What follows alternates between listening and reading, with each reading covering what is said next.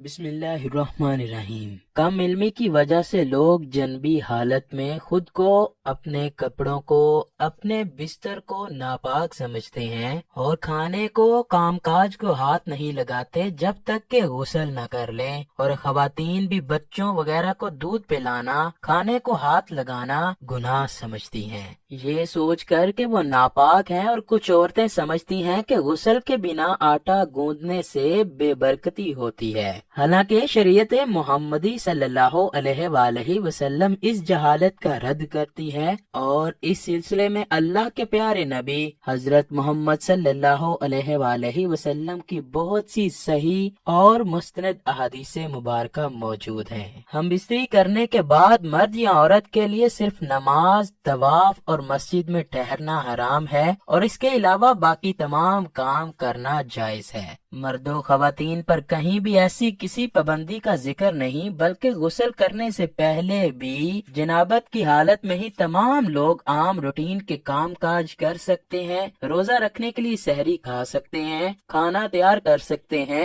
یا پھر گھر کے دوسرے کام کاج نپٹانے بھی جائز ہے، اور اسی طرح ماں بچوں کو دودھ پلا سکتی ہے اور ان کی دیکھ بھال بھی کر سکتی ہے۔ اس کی دلیل کے لیے بہت سی احادیث مبارکہ موجود ہیں۔ حضرت حذیفہ رضی اللہ تعالیٰ عنہ بیان کرتے ہیں کہ نبی اکرم صلی اللہ علیہ وآلہ وسلم ان سے ملے تو آپ صلی اللہ علیہ وآلہ وسلم مسافے کے لیے ہاتھ پھیلاتے ہوئے ان کی طرف بڑھے۔ حذیفہ نے کہا، میں جنبی ہوں۔ اس پر آپ صلی اللہ علیہ وآلہ وسلم نے فرمایا، مسلمان نجس نہیں ہوتا۔ اسی طرح کی ایک حدیث پاک بخاری کی حدیث نمبر 283 ہے، جس میں حضرت ابو ہریرہ رضی اللہ تعالیٰ عنہ فرماتے ہیں، ایک دفعہ میں حالت جنابت میں ہونے کی وجہ سے حضور کے سامنے ہونے کے باوجود بھی ان سے نہ ملا، جس پر حضور اکرم صلی اللہ علیہ وآلہ وسلم نے فرمایا، مسلمان ہرگز ناپاک نہیں ہوتا۔ حافظ ابن حجر رحمت اللہ علیہ فتح الباری میں کہتے ہیں کہ اس حدیث میں اس بات کا جواز پایا جاتا ہے کہ غسل جنابت کو اس کے واجب ہونے کے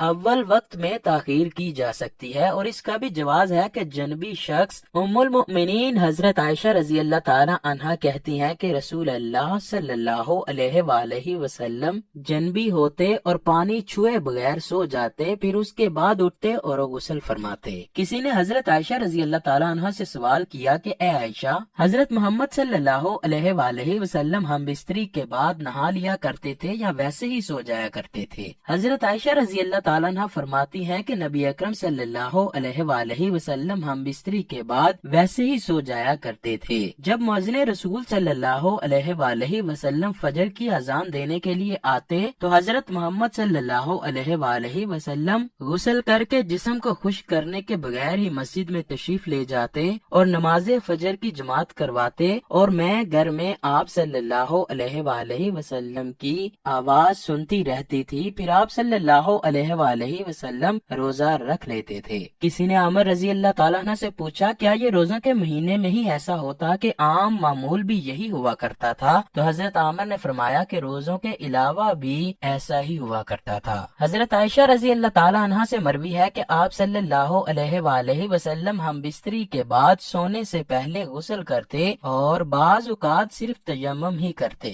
روایت ہے کہ رسول اللہ صلی اللہ علیہ وآلہ وسلم جنابت کی حالت میں سو لیا کرتے تھے۔ حضرت عائشہ رضی اللہ تعالیٰ عنہ فرماتی ہیں کہ آپ صلی اللہ علیہ وآلہ وسلم جنابت کی حالت میں شرمگاہ کو دھوتے اور پھر نماز جیسا وضو کرتے۔ رسول اللہ صلی اللہ علیہ وآلہ وسلم نے حضرت عمر سے سونے سے پہلے وضو کرنے اور اپنی شرمگاہ کو دھونے کا حکم دیا تھا۔ حضرت عائشہ رضی اللہ تعالی عنہا فرماتی ہیں کہ رسول اللہ صلی اللہ علیہ وآلہ وسلم بعض اوقات غسل کر کے سوتے اور بعض دفعہ حالت جنابت میں ہی وضو کر کے سو جایا کرتے۔ ناظرین گرامی، افضل یہی ہے کہ جنابت کے بعد جتنی جلدی ہو غسل کر لیا جائے، کیونکہ ایسا نہ ہو کہ کہیں غسل کرنا بھول ہی نہ جائیں۔ کھانے پینے، سونے اور عورتیں بچوں کو دودھ پلانے سے پہلے جنابت کی حالت میں وضو کر لیں تو یہ افضل ہے۔ ناظرین گرامی، یہ یاد رہے کہ یہ وضو کرنا بھی واجب نہیں، لیکن وضو کرنا اور شرمگاہ کو دھو لینا مستحب ہے۔ حضرت عائشہ رضی اللہ تعالی عنہا بیان کرتی ہیں کہ نبی کریم صلی اللہ علیہ وآلہ وسلم وسلم اگر جنبی حالت میں کھانا یا سونا چاہتے تو نماز کی طرح وضو کر لیتے۔